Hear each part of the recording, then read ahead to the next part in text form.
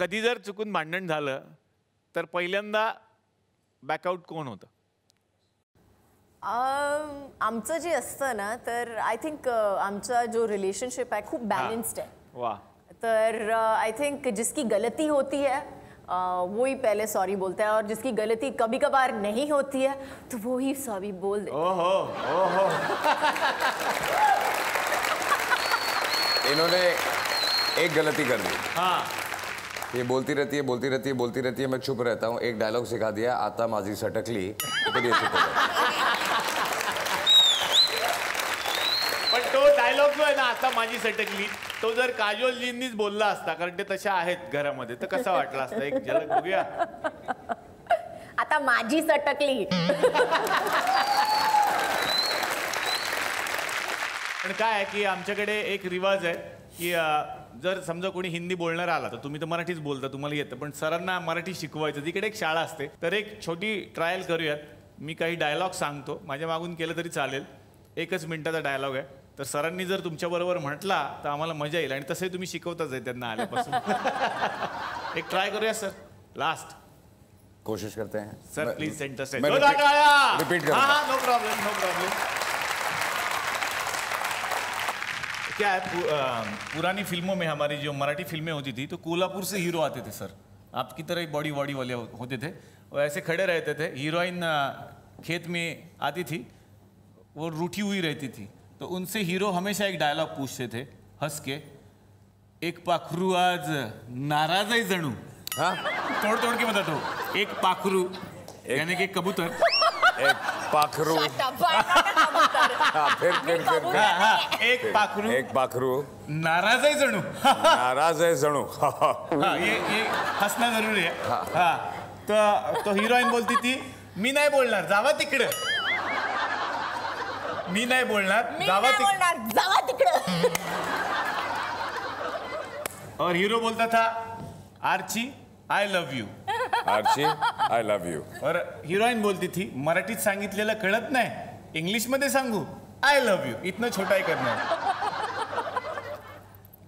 हाँ, हम कर लेते सर. ऐसा हीरो खड़ा रहता था. जरा म्यूजिक दे ना तुला. हाँ, मैं करता हूँ, आप रिपीट करो. I thought हो गया. हाँ? नहीं, ये तो सिर्फ रिहर्सल थी. क्या बात कर रहे हैं यार? फाइनल टेक कर लेते ना सर. आज के दिन के लिए मैं डायरेक्टर हूँ सर. चलो. हाँ. एक पाखरू आमच्यावर नाराज आहे जणू.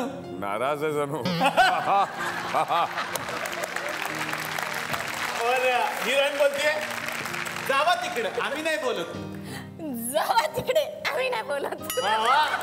खतरनाक. Archi I love you. और आपको तो मालूम ही होगा, मराठीत सांगितलेलं कळत नाही. मराठी सांगितलं कळत नाही, बोल नाही. इंग्लिश मध्ये सांगू, आय लव्ह यू. आणि आज असेच काही रिअल हिरो आपल्या प्रेक्षकांमध्ये बसलेले आहेत. त्यांच्यासाठी एकदा जोरदार टाळ्या झाल्या पाहिजेत. महाराष्ट्र पोलीस दलातले पोलीस आज या ठिकाणी आलेले आहेत. मी त्यांच्याबद्दल तुम्हाला सांगू इच्छितो. पहिल्यांदा पोलीस कॉन्स्टेबल संजय कुंची कुर्वे यांच्यासाठी जोरदार टाळ्या झाल्या पाहिजेत. शाहूनगर पोलीस स्टेशन माहीमला 15 फेब्रुवारी 2015 मध्ये पोलिसांनी एका टोळीवर झडप घातली. त्यावेळेला त्यातल्या एका गुंडानं पळून जाण्याचा प्रयत्न केला. तेव्हा कॉन्स्टेबल संजय यांनी त्याला घराच्या छतावर पकडलं, पण तेव्हा छतावरून ते पडले. त्यामुळे त्यांचा एक पाय फ्रॅक्चर झाला. त्यानंतर त्यांचं ऑपरेशन झालं आणि आता बऱ्याच दिवसांच्या उपचारानंतर ते पुन्हा कामावर रुजू झालेले आहेत. कॉन्स्टेबल संजय यांच्यासाठी एकदा जोरदार टाळ्या. जेव्हा DCP साहेब कुलकर्णी साहेबांनी आम्हाला रात्री 1 वाजता जमायला सांगितलेलं पोलीस स्टेशनच्या इथे टिटवाळा इथे रेड होता. तिकडे आरोपी आम्हाला कळलेलं. त्यांना आम्ही बघितलं एक आरोपी पळत होता, तर मी वरती चढलो छपऱ्यावर आणि त्यांना पकडायचा प्रयत्न करत असताना मी त्या पाठलाग करताना मी पडलो खाली. बापरे. आणि मला तिकडनं ओकाड हॉस्पिटल इथे घेऊन गेले आणि उपचार वगैरे करून 6 महिन्यानंतर मी कामावर रुजू झालो. वा वा, खरंच ही खूप मोठी हिंमत आहे. यानंतर कॉन्स्टेबल अमित खेतले यांच्यासाठी जोरदार टाळ्या. कॉन्स्टेबल अमित CP ऑफिसला वायरलेस युनिटला होते जेव्हा 26/11चा अटॅक झाला मुंबईवरती. ताज हॉटेलवर जेव्हा हल्ला झाला तेव्हा त्यांना मेसेज आला की दहशतवादी हल्ला झालाय. 26/11च्या हल्ल्यात कॉन्स्टेबल अमित खेतले यांनी दहशतवाद्यांच्या 3 गोळ्यांचा सामना केला. पण त्यातून ते सही सलामत बाहेर पडले. एकदा जोरदार टाळ्या त्यांच्या या हिमतीसाठी. अमित सर, तुम्ही काय सांगाल त्या अनुभवाबद्दल? विश्वास नांगरे पाटील साहेब त्यावेळेचे DCP आणि आत्ताचे IG कोल्हापूर परिक्षेत्राला आहेत. त्यांच्यासोबत वायरलेस ऑपरेटर म्हणून होतो. असा आतंकवादी हल्ला यापूर्वी कधी झालेला नव्हता. त्याच्यामुळे त्यांचं मनोबल वाढवायचं काम विश्वास नांगरे पाटील साहेबांनी केलं. त्यांचे एक वाक्य मला आठवतं की त्यांनी सर्व अंमलदारांना सांगितलं की घाबरायचं काही कारण नाही आहे. अशी वेळ प्रत्येकाच्या आयुष्यात येत नाही. काहीतरी करून दाखवायची हीच वेळ आहे आपल्या आयुष्यामध्ये आणि आपण काहीतरी करून दाखवायचं आहे, असा त्यांचा आत्मविश्वास त्यांनी वाढवला. मी सगळ्यांनी इतकं धाडस केलं म्हणून खरं तर आम्ही या मुंबईमध्ये आमचा श्वास घेऊ शकतो. यानंतर येणार आहे सौदागर शिंदे यांच्याकडे. कुलाबा पोलीस स्टेशनमध्ये ते कार्यरत आहेत आणि 26/11चा जेव्हा हल्ला झाला तेव्हा दहशतवाद्यांनी RDXचा स्फोट केला, त्यात ते जखमी झाले होते. काय सांगाल थोडक्यात? धन्यवाद. मी जीचे आभारी मानतो आणि चला हवा येऊ द्या या मंचावर देखील सगळ्यांचे मी आभार मानतो. माझ्या मित्र खेतलेने सांगितल्याप्रमाणे मी देखील माझं काम आटपून मी संध्याकाळच्या वेळेस घरी जात होतो. त्यावेळेस हनफिया मस्जिद येथील मौलाना यांचा मला फोन आला की शिंदे साहेब आपने पीछे एक फायरिंग हो रही है. तर मी म्हटलं एखाद्या वेळेस काहीतरी असं कट्टा वगैरे देशी कट्टा असा फायरिंग होत असेल असं मला अंदाज होता. तोपर्यंत हॉटेल लिओपोल्ड या ठिकाणी प्राजक्तांचा जसा सडा पडावा फुलांचा तशा त्या एक 47मधल्या बुलेटच्या पोंगळ्या खाली पडलेल्या त्या आणि रक्ताचे पाट त्या ठिकाणी दिसत होते. त्यावरून गांभीर्य लक्षात घेऊन मीही देखील ते ताज हॉटेल म्हणजे मेन स्पेशल म्हणून काम करत असल्यामुळे मला तेथील बरीच माहिती होती. रोज VIP येणं जाणं वगैरे, तिथून कुठून जायचं काय करायचं. ज्या अतिरेक्यांनी काच फोडून आतमध्ये गेले त्या ठिकाणावर मी आतमध्ये शिरलो. आमचा हा 26/11 नंतरचा हा जो आहे तर पुनर्जन्म आहे म्हणायला काय हरकत नाही. बोनस लाईफ तिला म्हणतो आपण. वा वा, थँक्यू सर. आणि अरुण माने देवनार पोलीस स्टेशनमध्ये कार्यरत आहेत. ते CCTV फुटेज तपासत असताना त्या ठिकाणी दहशतवाद्यांनी अचानक आग लावली तेव्हा ते जखमी झाले.